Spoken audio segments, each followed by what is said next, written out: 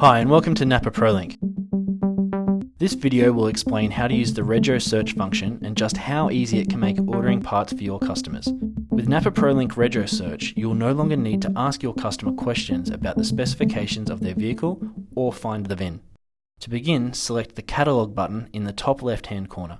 To help save time sifting through the vehicle filters, simply type the registration number in the box here.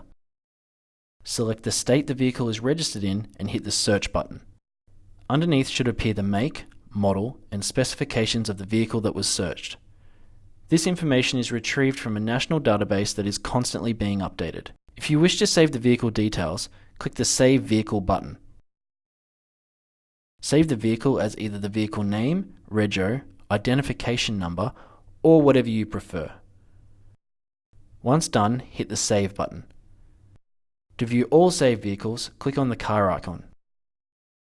Click on the vehicle you wish to look at. Below, a list of compatible parts across GPC Asia Pacific businesses will appear. Select the category you are needing, and once you have found the product you are after, click on the Add button. Continue to select the products you need and add them to your order pad like so.